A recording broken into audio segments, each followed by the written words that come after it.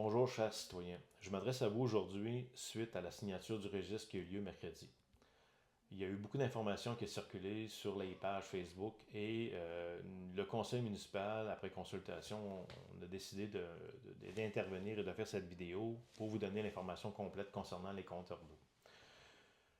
Nous sommes entrés en fonction en novembre 2021 et dès décembre, à la séance qui a suivi, nous avons déposé un rapport sur l'état de la situation au niveau du réseau d'aqueduc qui indiquait une consommation de 2 sur 3. Donc, ce qui était une consommation qui est quand même assez importante et qu'il ne fallait pas prendre à la légère.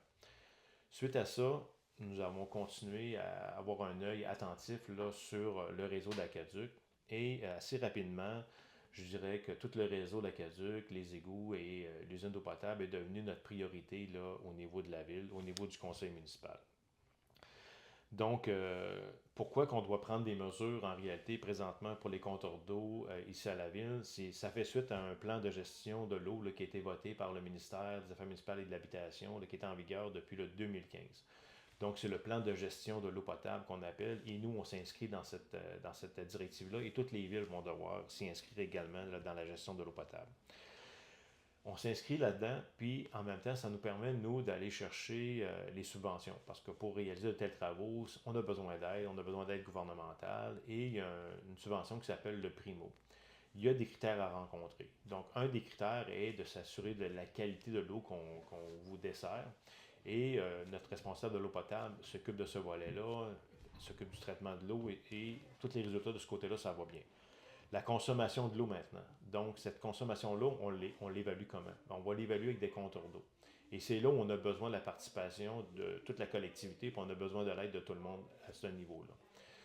Donc, on doit procéder de deux façons. Il y a toutes les installations au niveau du secteur industriel, commercial et institutionnel.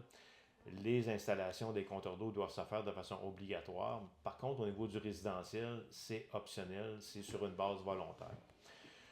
Donc, on veut avoir un échantillonnage, donc il va falloir que les compteurs soient répartis, mais les critères de comment on doit le faire, ils vont arriver, comme on l'a déjà dit lors des séances du conseil, là, par le ministère, on va le savoir à ce moment-là.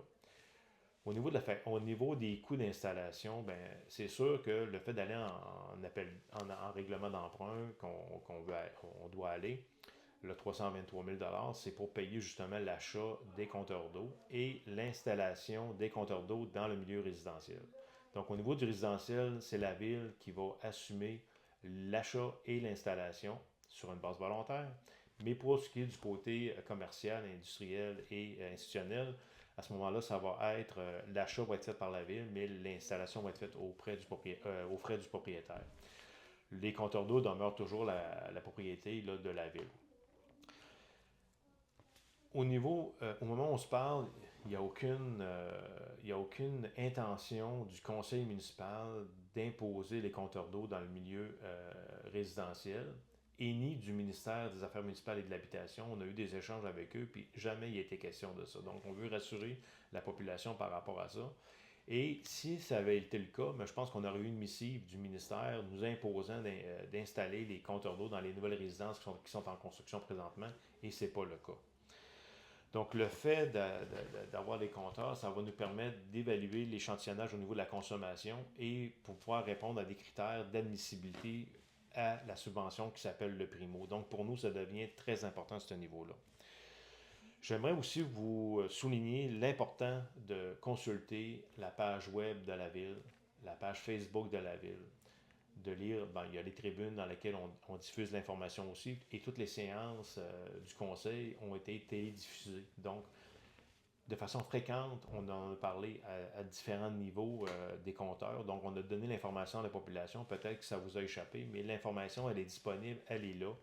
Donc, on vous invite aussi à vous abonner à la page Facebook de la ville pour avoir l'information régulière parce qu'on va la mettre, on va s'assurer qu'elle soit à jour régulièrement. Donc, ces sources-là que je viens de vous nommer, ce sont les sources officielles de l'information qui doit arriver de la ville. Les gens échangent sur Facebook, c'est correct, mais en même temps, la source officielle, comme je le dis, vient vraiment de la ville. Et si l'information que vous recevez à ces niveaux-là n'est pas complète, vous pouvez toujours rejoindre un des conseillers ou conseillères municipales, me rejoindre moi, la direction, ou appeler ici à la réception pour avoir l'information complète.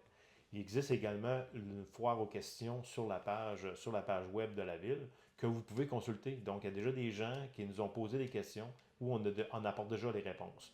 Donc, vous allez pouvoir avoir un suivi de façon adéquate. Je vous invite à les consulter et je vous remercie d'avoir pris le temps de m'écouter. Bonne journée.